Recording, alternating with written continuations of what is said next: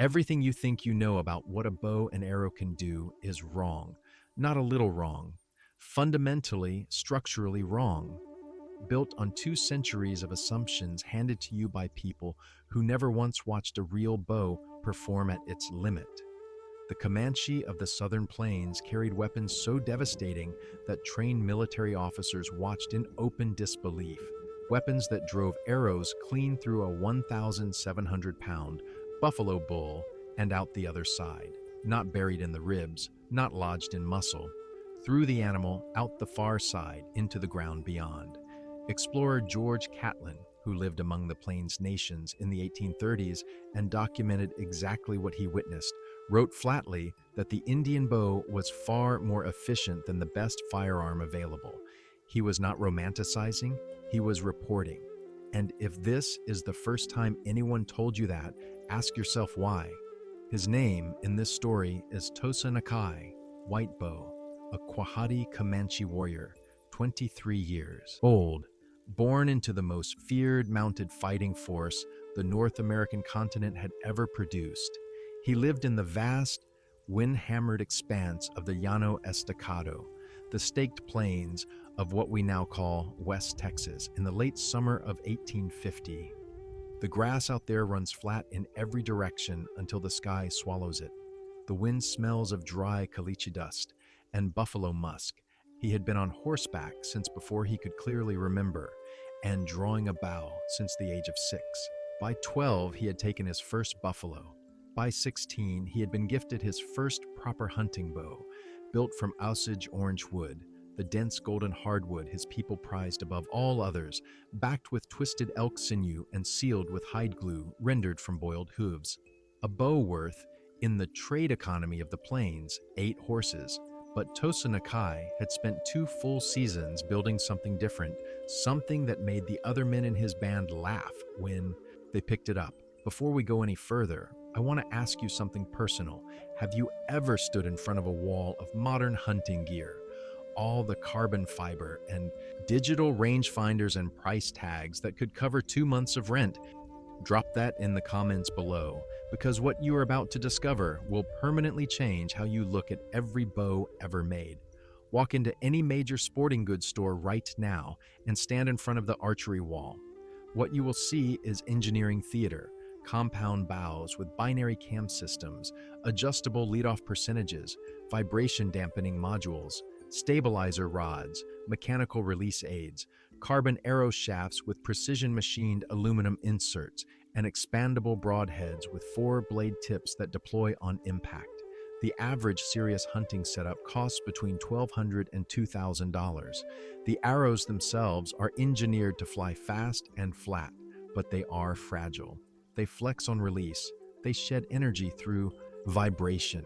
The broadhead, for all its mechanical sophistication, relies almost entirely on velocity to accomplish what it cannot do through mass and momentum alone. And velocity bleeds away fast the moment something goes slightly wrong. A marginal hit, an angled entry, a quartering shot taken 2 yards too wide. Now hold that image in your mind and set it next to what Tosa Nakai carried. A bow pulling 70 pounds at full draw, built from materials that cost him nothing but time and skill and deep attention. Arrows cut from straight-grained river cane, fletched with wild turkey feathers, tipped with hand-knapped obsidian.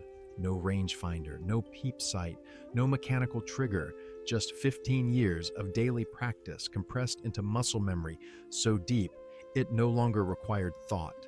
A precise understanding of angle and wind drift, and a weapon that could, and in verified historical record, repeatedly did, send an arrow through both walls of a buffalo's chest cavity in a single pass. That is not marketing language. That is what Catlin wrote down. That is what Greg witnessed.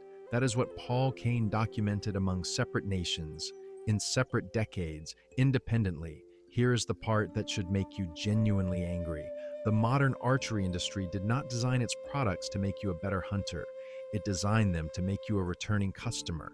Every new cam system, every updated sight picture, every marginally lighter shaft exists primarily to make last season's equipment feel obsolete and justify the next purchase. And this same industry, operating in a country built on land the Comanche controlled for 150 years, had full access to the accumulated bow-making knowledge of nations whose weapons were provably, observably, devastatingly effective. That knowledge was not unavailable. It was dismissed. It was examined by men carrying rifles, labeled primitive and set on a shelf in a museum. You are not a bad archer, you were handed broken assumptions and told they were the state of the art. The failure was never yours. So let us go back to the beginning of the weapon, because everything about Comanche bow performance begins with a single material decision. The wood they preferred above all others was Osage orange, Maclura palmifera, a dense, fibrous, nearly indestructible hardwood native to a narrow corridor running through present-day Texas, Oklahoma, and Arkansas. The Comanche controlled most of that corridor at the height of their power, from roughly 1700 to 1875. The French traders who first encountered the tree named it after the bow it could build. Bois d'arc, bow wood.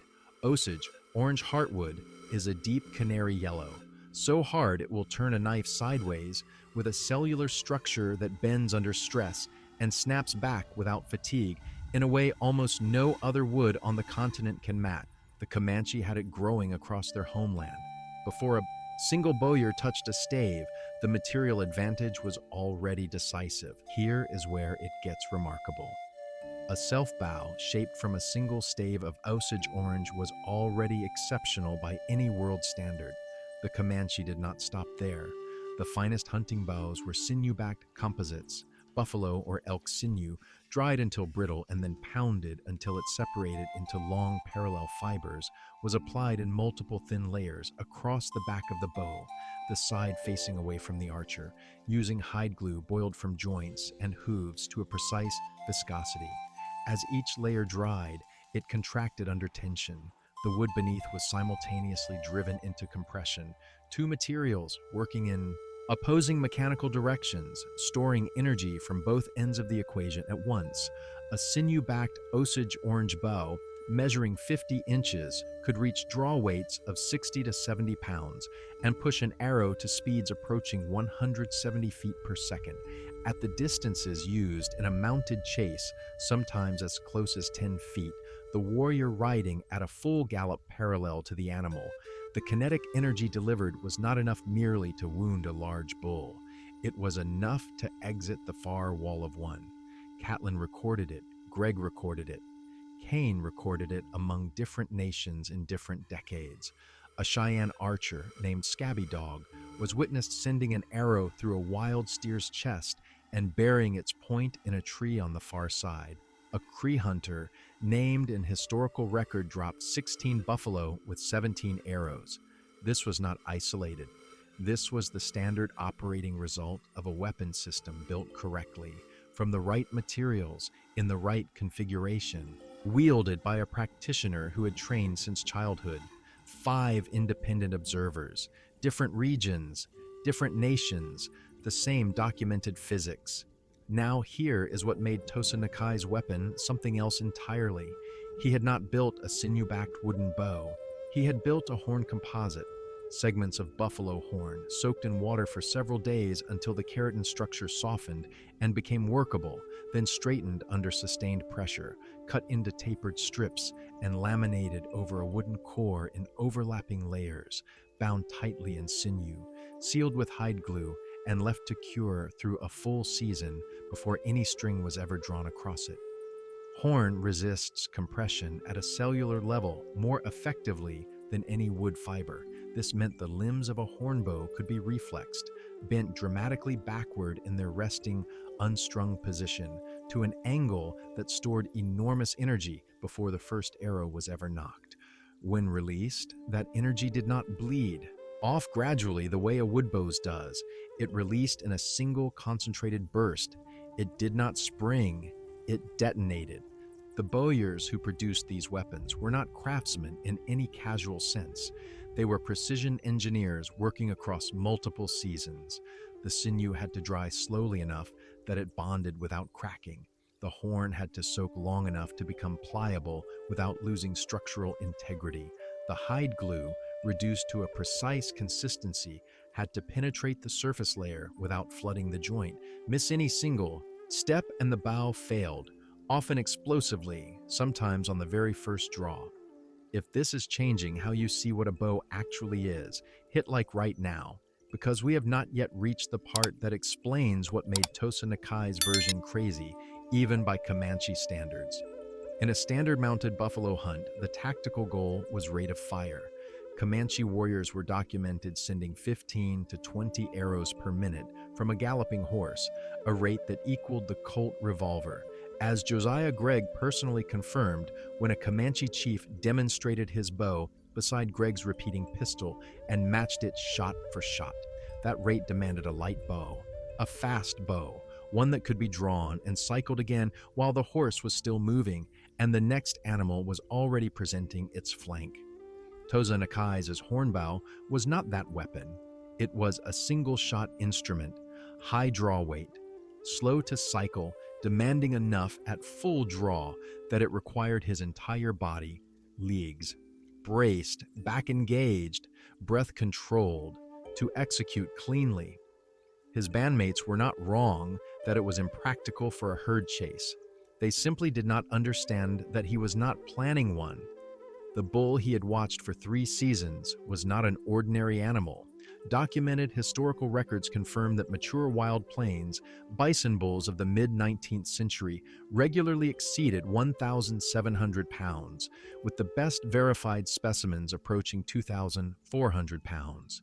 A bull of exceptional size would carry chest walls, ribs, fat, and layered muscle, deep enough to deflect or slow a standard hunting arrow that entered at anything less than a precise angle. Tosa Nakai had seen proof of this 2 seasons earlier when another hunter's arrow hit the bull square and the animal simply kept walking. He was not going to repeat that result. He was going to climb above a narrow canyon draw where the bull drank each evening, wait motionless on a stone ledge, and release one arrow on a steep downward angle through the top of the shoulder joint into the heart cavity from 15 yards, backed by the full stored força of those horn limbs. Here is the anatomy that makes this the correct decision. A buffalo's heart sits behind a fortress. Thick ribs, chest fat sometimes 6 inches deep, dense pectoral muscle. The vital zone, heart and both lungs, is positioned just behind the near shoulder, angled slightly forward and downward. A parallel shot, taken at a gallop, frequently enters the cavity at an oblique angle and loses direction as it deflects off bone. A steep downward shot from elevation at a stationary animal sends the arrow in a straight line through the geometric center of that cavity without deflection. It was not the irrational choice, it was the only geometrically correct choice for that specific animal in that specific terrain. A choice that required months of observation to understand, and a weapon deliberately engineered to execute it with enough energy to pass clean through regardless of what it encountered on the way. He climbed to the ledge before the sun touched the canyon rim. He waited without moving. He drew when the bull dropped its head to the water. The arrow entered behind the near shoulder on a downward angle, cracked through the scapula joint, traveled the full diagonal of the chest cavity, and exited the far side. The bull took 7 steps. Then it stopped. Then it fell. The women worked the animal for 3 full days. Nothing was wasted.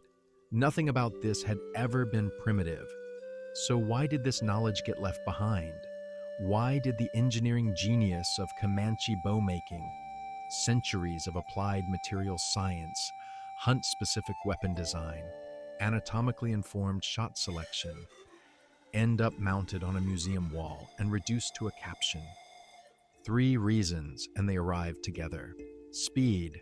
Industrial manufacturing could produce a serviceable bow faster than any craftsman could season sinew or cure horn through a full winter, and speed mattered to a commercial market in ways it never mattered to a man building a tool for his own survival.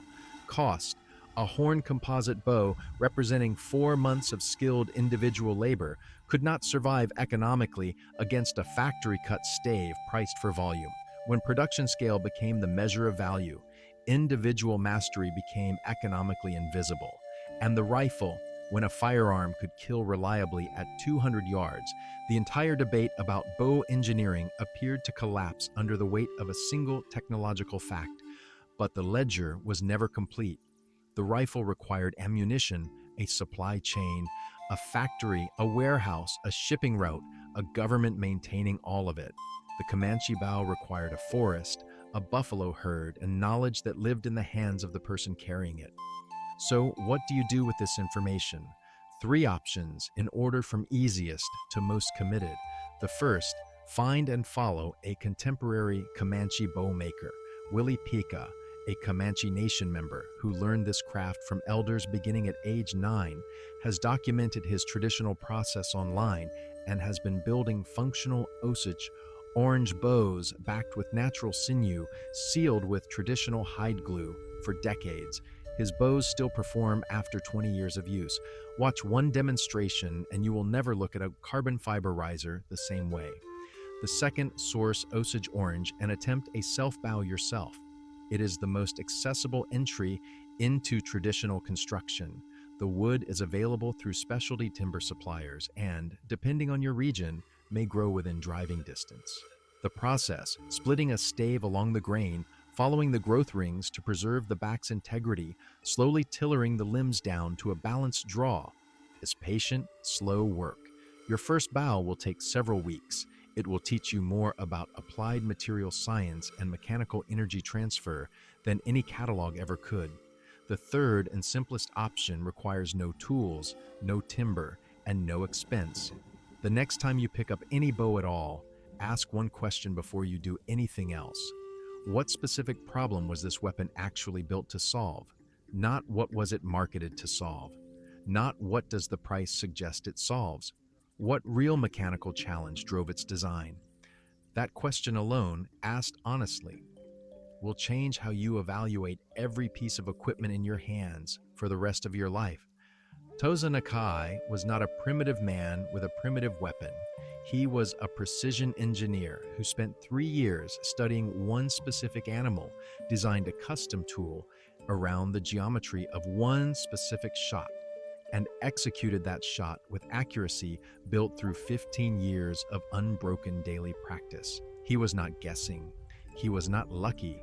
He was the product of a knowledge system so complete, so refined, so ruthlessly tested against real consequences that it produced results the modern archery industry has not matched and cannot explain.